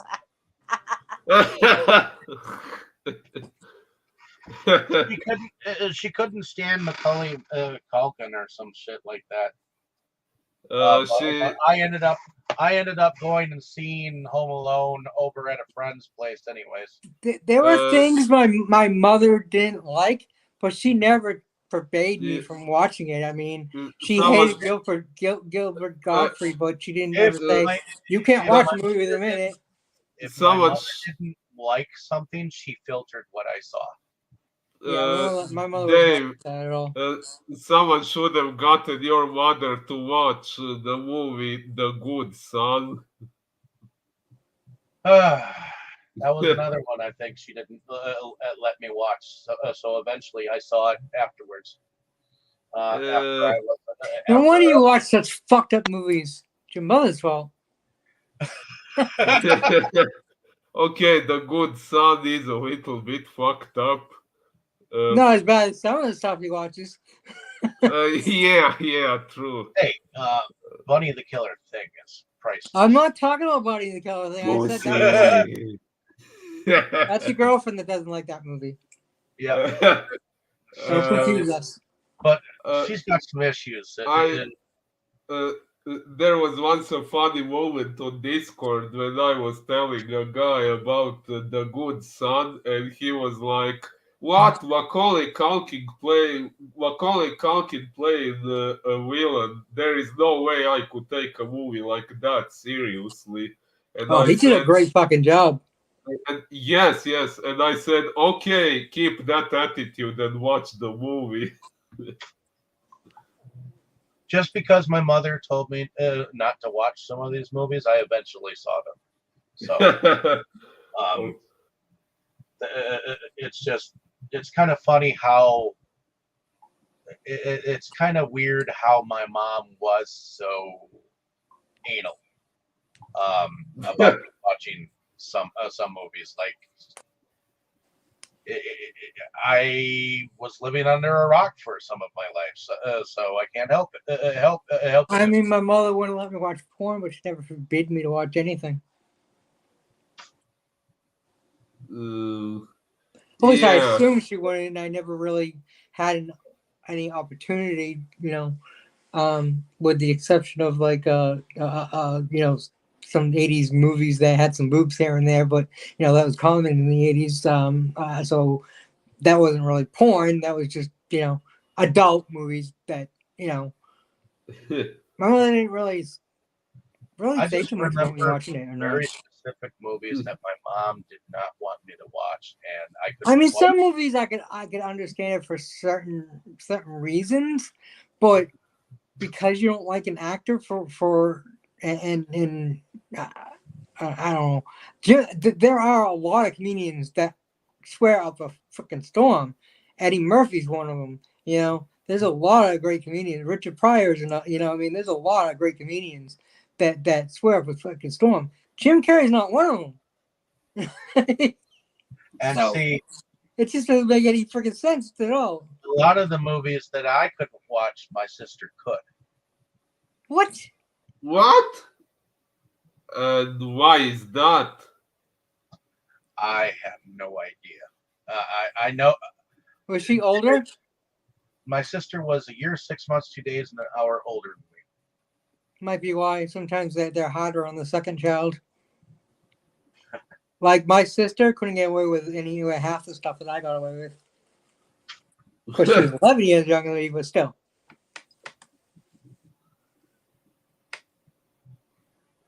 Did you know that about my sister, Tammy? About how much older she was than you? No, about the fact that she was allowed to see a lot of these movies that I wasn't. Well, you told me some of it. You told me sometimes she got to do stuff and you didn't get to. But Well, yeah. I mean, my parents always told me they tried to treat me equally, but I think my sister was allowed to do and see and go a lot more places than I ever was. Well, maybe your mother loves you more, and so she didn't care about what your sister did. She smothered you. And I hated it. Huh? Oh, I that usually people that get smothered do. But in any case, I know my mother loved me, but she never smothered me. So at the end she of the still movie, loved, but it wasn't that way. at the end of the movie, I guess we're at the production. So, Boris, what did you think of about the production? I thought it was decent for what the story required. Okay, didn't require too many special effects. Okay, there were some killings, but they were not like extremely gory or anything like that. Everything they needed to do was done pretty well when it comes to effects and stuff like that. But yeah, the story isn't even supernatural or anything like that. So I guess it didn't require any too special effects. So yeah, it was okay, but I cannot think of anything in particular to point out. Okay, heading over to you, Tammy. What did you think about the production of this movie? I thought it was good. I like how they kind of went with the made you a lot of it was a made you think. There wasn't a whole lot of gore and blood or whatever, but you knew, he stuck him with the hook. There was a couple little scenes, but it wasn't all bloody and gore and blood shooting out everywhere or whatever. A lot of it was, you knew it happened. You know, and there's a lot of movies that go with to go with that instead of showing 10 gallons of blood shooting everywhere. They go with the what happened.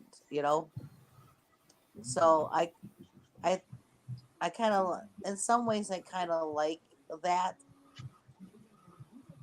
Would you that have wanted more blood?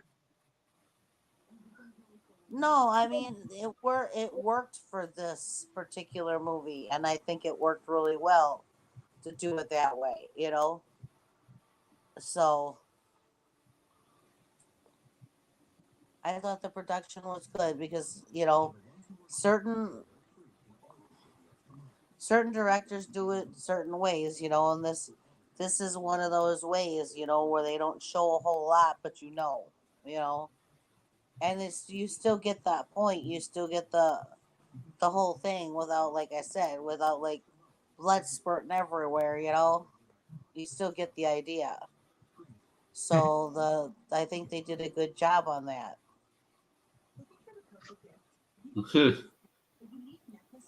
Okay. Heading over to you, Kroll. What did you think about the production?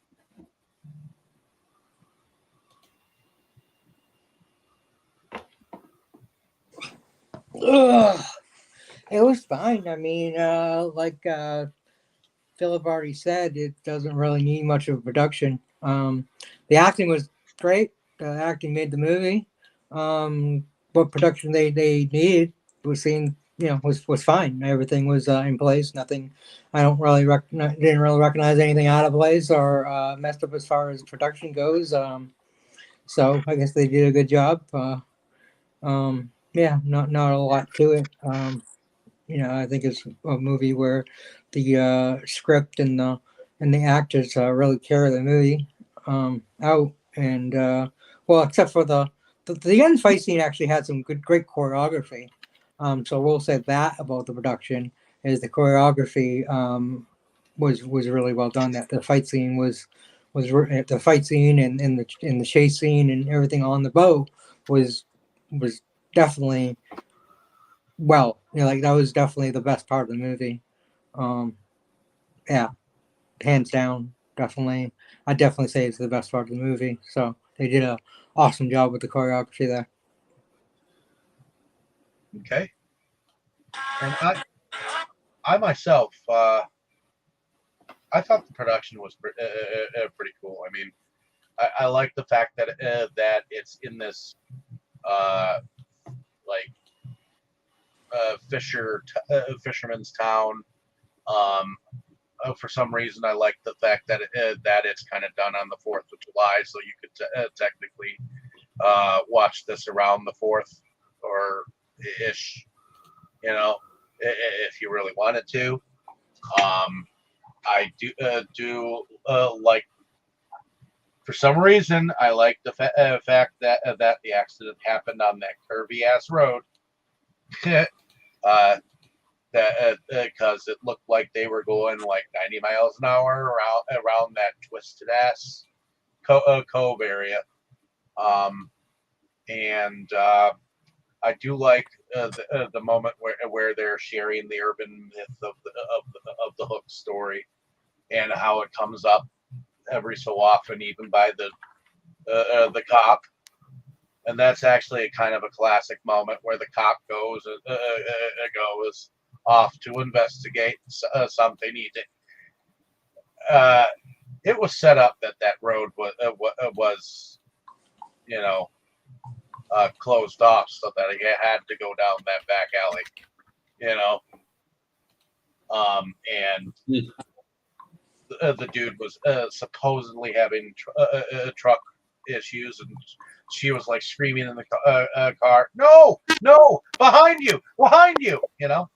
So, but I think, yeah, I do think one of the best scenes is in fact the whole boat incident towards the end, because there really was a whole lot of room on that boat, so they used like almost like the full length of it and whatnot. They're lucky they had access to a boat like that too. So it's kind of a unique boat for that instance, and the way that each shot like works with each other, that's pretty fucking awesome too. Um, glad that they were able to make it work for them, and it looked pretty spectacular for an ending. So I thought it was a good setup for a good ending, and it set up a franchise. Tried to. I mean, it went on for 2 films, so that's something to be said for it, I guess. So. Yeah, there is actually a third sequel too, third installment in the franchise. Yeah, and they're working on a fourth one. It's untitled right now. Wow, really? That's possible. Yep. I do think I remember. I just read it on Wiki today. Yep, it's because I wanted to. Because my sister's like, "Oh, I think there's like 5 or 6 movies in the franchise." Because we were talking about it, and I went to look it up, and there's three movies right now in a TV series, and they're working. They have a fourth untitled movie. Oh, so there's a TV series. There's a TV series. Yeah. I stumbled upon that. It's Amazon, isn't it? On Amazon. Just please don't spoil the sequels for me because I may be interested in seeing them at some point. It's been a while since I've seen the sequels. I don't think Dave will spoil the sequels, and I've never seen them, so I can't spoil the sequels. I can't spoil them right now either because I don't remember them. Just like I didn't remember everything. I didn't even remember the second one existed, and didn't know the third one existed. Yeah. I think I remember hearing all the sequel a long time ago, but then forgot. And then the third one I didn't even know about. The third one was just was right to video. Didn't even go to the movies; just went right straight to video. Yeah, I think the second and third one were just straight to video ones too. No, second one was released in the theater. Okay. But just the third one was straight to video. Because I don't know if the TV show is still going or what, but there's a TV show. Okay, I'll have to check that out eventually. I wouldn't mind checking that out. Just like I still haven't checked out Scream, the series, or Child. Oh yeah. You know, it was a great TV show. Speaking of Scream Queens. Unfortunately, it only went 2 seasons, but had such a great cast. I also haven't seen Ash versus the Evil Dead. I have not either. So it's on my list. And I heard that it was pretty good. It's on my list. It's on my list too. And Child's Play TV show. Yeah, damn! I need to see I was kind of one. after we watched The Omen. I was kind of curious about the TV show too. I watched the first season of that, and then I think was it Damien? Yes, and unfortunately they canceled it. It has 10 episodes. Yeah, it did seem like a good show, but they ended it on a cliffhanger and never continued it. Okay, I hate it too. On a good note, the soundtrack to this sucker is pretty awesome. Which one? This is actually this movie. Actually, yeah. There's a band that actually redid Deep Purple's "Hush" on this soundtrack. And also Toad the Wet Sprocket redid Hey Bulldog, Beatles song. Let me look it up on IMDb. I'll get the full list here.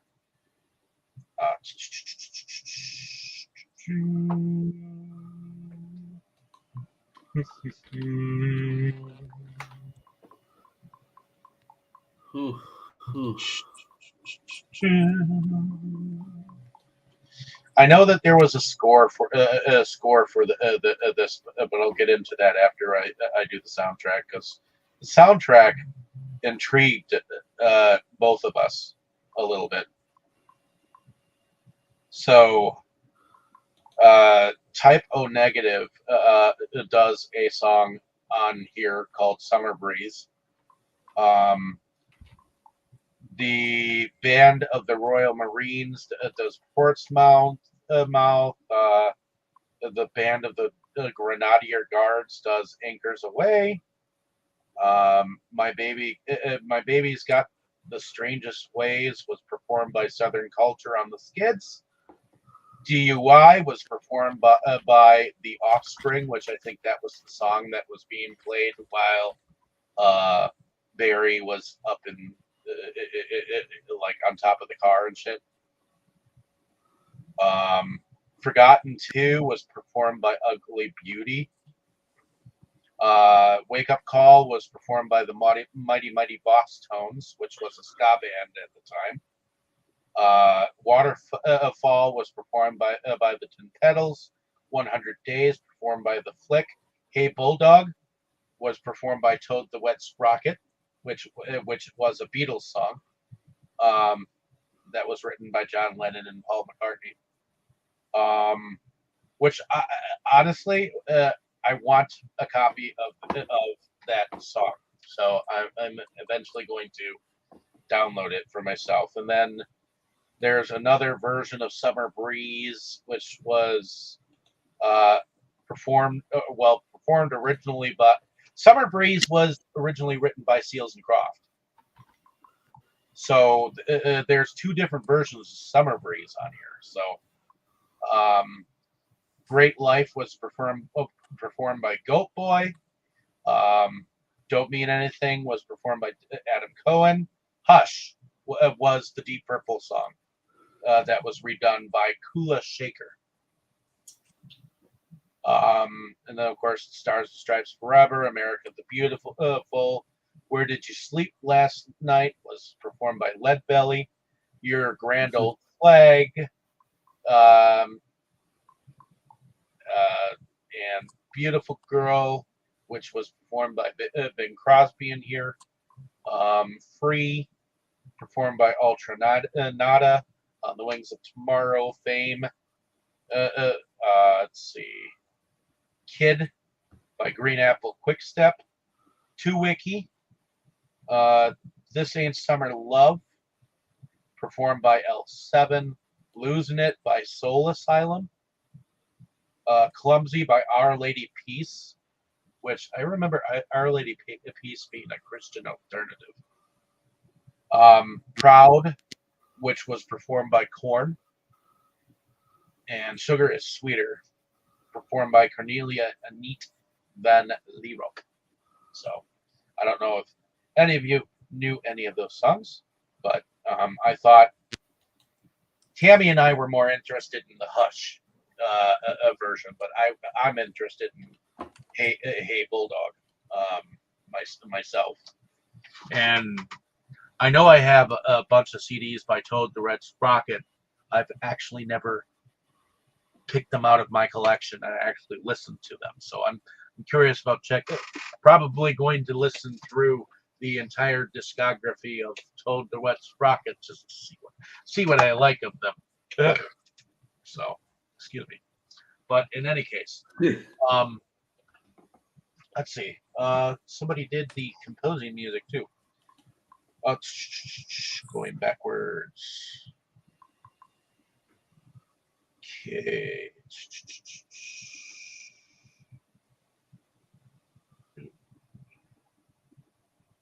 All cast and crew. Oh.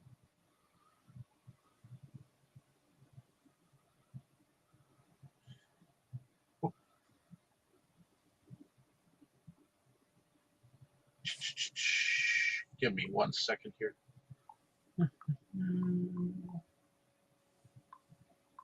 So we have the music was done by John Debney, which looking into seeing what he did. Okay, so he's a composer that's known for The Jungle Book, The Greatest Showman on Earth, The Passion of the Christ, Iron Man 2. He just recently did the composing music for that latest Spy Kids movie called Armageddon. Let's see, he did the composing music for Hocus Pocus 2 just recently. Not too long ago, he did the composing music for Clifford the Big Red Dog. Let's see.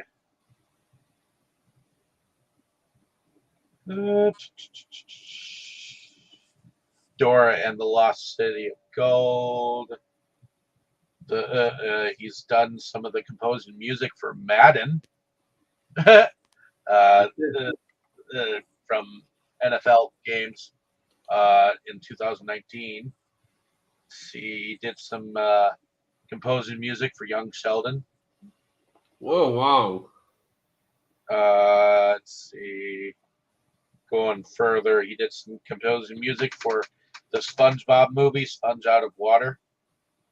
He did the composing music for The Cobbler and that Houdini miniseries that we watched some time ago, Tammy. He did the composing music for Stonehurst Asylum. Let's see. Bonnie and Clyde, that mini-series that we watched some time ago in 2013. We watched Bonnie and Clyde, the movie. I don't think we did the series. I was talking to Tammy about that. Oh. Alex Cross, the music behind that one, The Call with Halle Berry, the Hatfields and McCoys, the Three Stooges movie. Definitely a lot of movies there. Repertoire. Yogi Bear, the movie. Predators, the movie. Old Dogs, he was the composer behind. Aliens in the Attic. The Hannah Montana movie. He was quite busy, it sounds like. Yeah, Hotel for Dogs. He was definitely quite busy. Evan Almighty. Barnyard, The Ant Bully. Cheaper by the Dozen, Chicken Little. The Adventures of Shark Boy and Lava Girl, Zathura. Oh, cool. Sin City, Pacifier. All good movies. Raising Helen. Welcome to Mooseport, Elf. He was the composer behind. Bruce Almighty. He was the composer behind. The Hot Chick. The Tuxedo. The Scorpion King. Dragonfly. That's a good movie. Cats and Dogs. The Princess Diaries. Jimmy Neutron, Boy Genius, the movie. C-Spot Run. Jeez. Michael Jordan to the Max. I remember when that was in the IMAX. The Adventures of Elmo in Grouchland. Inspector Gadget. Komodo. My Favorite Martian, the movie. Polly. Justice League of America, the movie in 1997. And this was all after I Know What You Did Last Summer. Before that, he did Liar Liar, The Relic, Carpool, Doctor Who, the movie, Cutthroat Island, Sudden Death, Runaway Train, Sequest. He was a composer behind many of those episodes. White Fang 2, The Halloween Tree. I remember that one. The original Hocus Pocus. Let's see. Yep. So, see, he started. Looks like he started in the 80s. And he was the composer behind the original Dragon's Lair cartoon. Dungeons and Dragons? Dragon's Lair, which It was is a cartoon. Dragon's Lair. Had Just knew about the video game. There was a video game for it, but it started out as a TV series in 1984. So Don't remember the cartoon. But yeah, he was behind the music for that. So, but in any case, I just want, because I kept seeing like, oh, The Further Adventures of Super Ted. I remember that one. Did you know that Police Academy had an animated series? I Nope. didn't. No. Yeah, evidently the Police Academy. Oh, he was the composer for 65 episodes of Police Academy, the animated series. Is Michael Winslow voicing it? Must be. I have to look. Let me go look into I would definitely have to guess he was in it. Don't know about Steve Gutenberg, but Michael Winslow definitely. Ron Rubin, Howard Morris, Charles Woods Gray, Greg Swanson, Elizabeth Hannah. Was he? Let's see.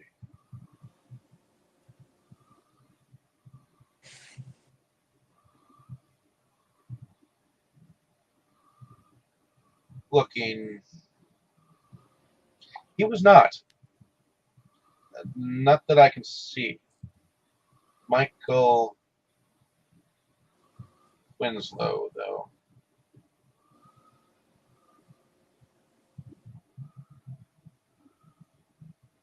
I know I felt bad for him on America's Got Talent when he didn't win anything at the end of it. He actually came on to America's Got Talent, the show, Michael Winslow, to try to get some acting interest back into him, and he didn't go that far. He's amazing. Oh yeah, I agree, but just goes to show you, nobody has taste that watch that shit. Okay, so yeah, because evidently the Police Academy, the animated series, happened exactly after the Police Academy, the movie. But I don't see it on Michael Winslow's stuff. So, other than that, let's go into favorite scenes and or favorite character. So, let's start with you, bro. The end scene. That's it? That's my favorite scene, yeah. Okay. Favorite character? Sarah Michelle Gellar and Jennifer Love Hewitt. How about you, Boris? Favorite scene and or favorite character?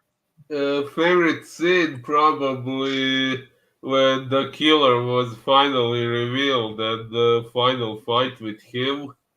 Favorite character probably Julie, because she was the one who did most of the investigation and the one who was actually showing that she cared about what they did while the others were just mostly trying to save their own asses. Sarah Michelle Gellar went with her on those. Yeah, it was her idea, but she went with.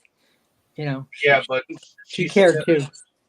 She still, at the time, went along with. Oh, I agree. I mean, she was kind of against it, but kind of went away with. But she wasn't completely out for it. It was the guys that were more, just let's hide this. Worried about their reputation. Yeah, or worried about their futures and everything, and the girls just wanted to do more of the right thing. I mean, Sarah buckled first, but she did go and help her investigate. So she did help. So she wasn't completely selfish. I mean, she wasn't completely in the right, but Yeah, although in the beginning she was a bit selfish when she was concerned about her crown, while I thought the same thing. I'm like, okay, you guys think you just killed the dude, and you're trying to dump him in the water, and you're worried because he wasn't dead yet, and he grabbed your crown. Like, really? That's the problem. Just like when they got in the car accident and they hit something, the first thing the dude says, "Look at my car," like you just hit something. You're not worried about what you hit. I mean, they thought, of course they thought it was, first thought it was a dog, But I'm not a fan of dogs. But, I'm not going to go around hitting a dog. But then when I saw the big dent, I knew that couldn't have been a dog. So then thought maybe it was a deer, and they were just seeming more concerned at first, or at least he was, as car than what they hit.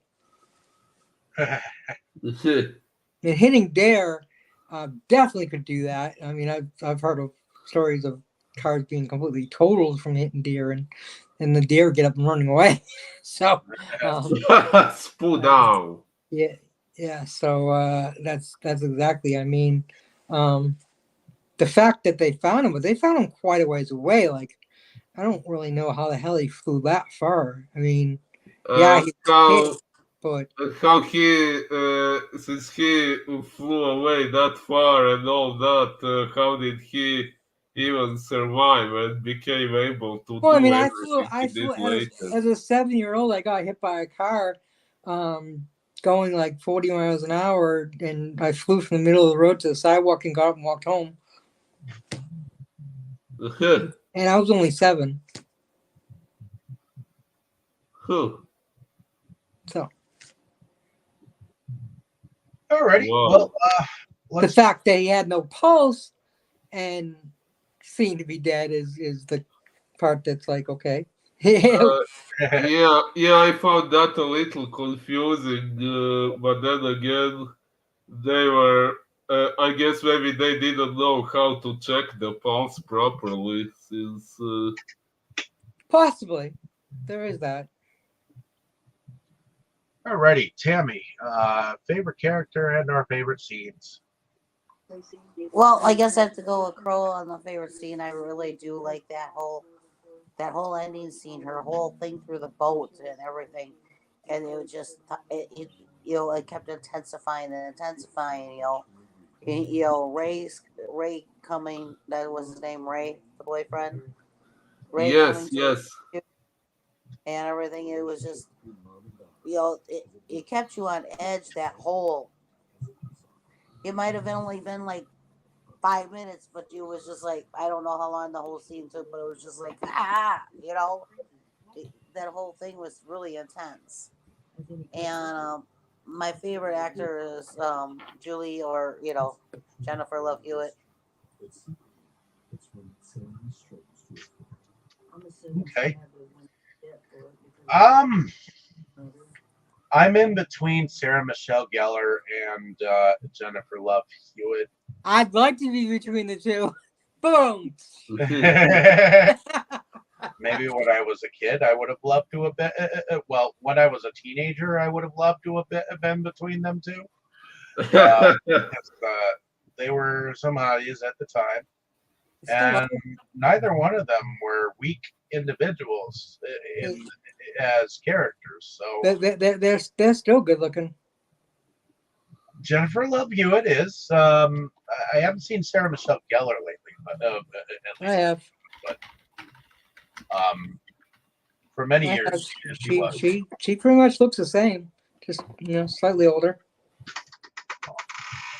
But she takes care of herself. I think it's in between the two, but I do think ultimately in the end, Jennifer Love Hewitt kind of wins out.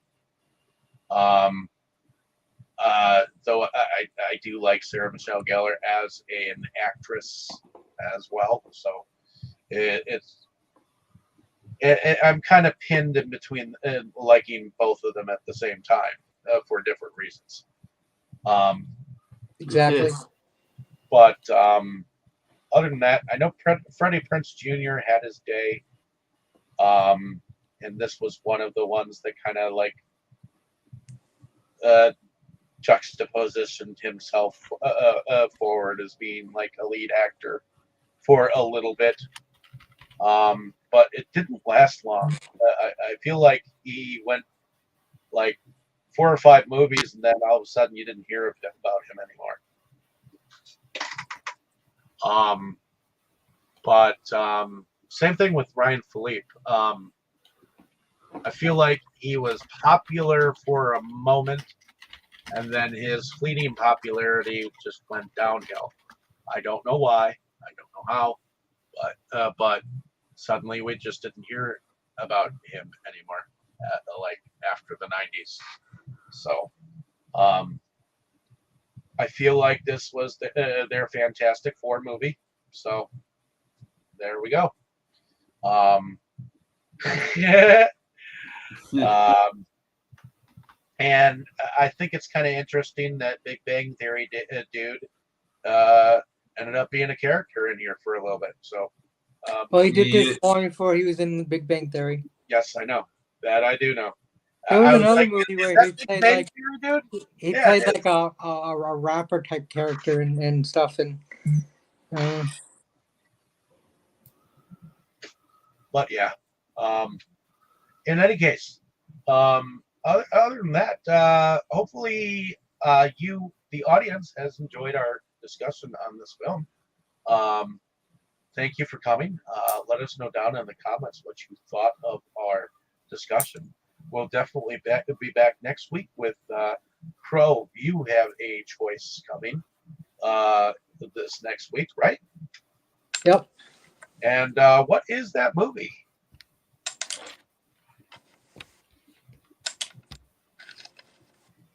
What is the movie that we're going to be discussing next week? I'm thinking. Oh, he's changing it. Yeah. Decided to give it a break. I was gonna pick a 3-hour movie, Boris.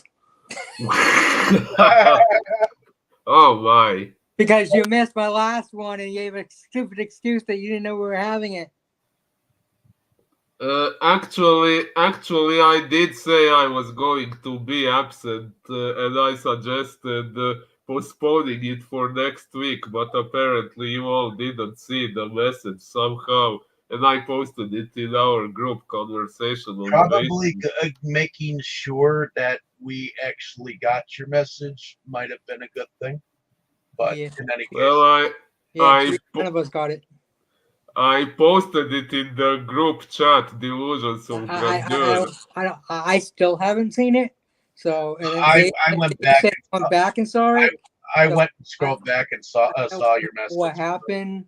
Facebook having issues, or the post was playing hide and seek. I don't know, but yeah. Well, I can find it and take a screenshot if you I don't say I don't believe you. I'm just saying we didn't see it. And Dave saw it like afterwards, but yeah. So, anyways, but since Dave picked the 3-hour movie, and actually, to be honest, the views were pretty good on last week's. It got into 157 people viewed it. So it was a good movie. So that being said, yeah. Give me a day, and I'll tell you tomorrow. Tomorrow we're gonna watch. Okay. I'm kind of there's a couple movies I have ideas for, and then there's the.